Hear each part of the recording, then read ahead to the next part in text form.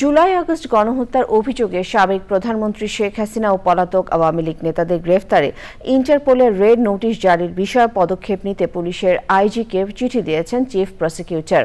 গণহত্যার অভিযোগে যাত্রাবাড়ির ওসি জাকির হোসেন ও ডেমরা থানার ওসি সহ 4 পুলিশ কর্মকর্তার বিরুদ্ধে গ্রেফতারি পরোয়ানা জারি করেছেন আন্তর্জাতিক অপরাধ ট্রাইব্যুনাল।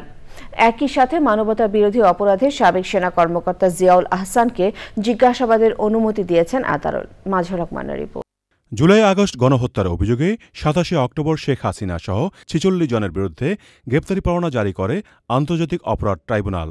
তাদের মধ্যে অনেকেই বিদেশে পালিয়ে থাকায় তাদের ধরে নিয়ে আসতে রেড নোটিশ জারির জন্য আইনি পদক্ষেপ নিয়েছে প্রসিকিউশন। শেখ হাসিনা বাংলাদেশের জুরিসডিকশনের বাইরে তিনি চলে গেছেন, সেই কারণে আন্তর্জাতিক পুলিশিং সংস্থা হিসাবে ইন্টারপোল যাতে তাকে গ্রেপ্তার করার ব্যবস্থা নেয় এবং অন্তত তার ব্যাপারে রেড অ্যালার্ট জারি করে, সেই ব্যাপারে আমরা রিকোয়েস্ট পাঠিয়েছি।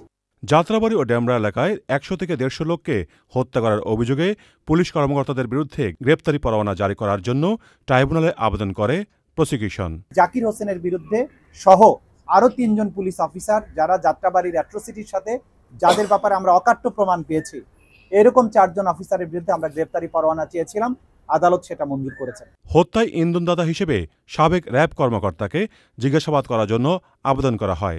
বরখাস্তকৃত মেজর জেনারেল জিয়াউল আহসান, যার বিরুদ্ধে অভিযোগের তো অন্ত নাই, আমাদের তদন্ত সংস্থায় তার বিরুদ্ধে অসংখ্য অভিযোগ এসেছে, অসংখ্য হত্যাকাণ্ডের সাথে তার সম্পৃক্ততা, গুমের সাথে তার সম্পৃক্ততা, এগুলো আমাদের তদন্ত সংস্থা ইতিমধ্যেই প্রমাণ পেয়েছে।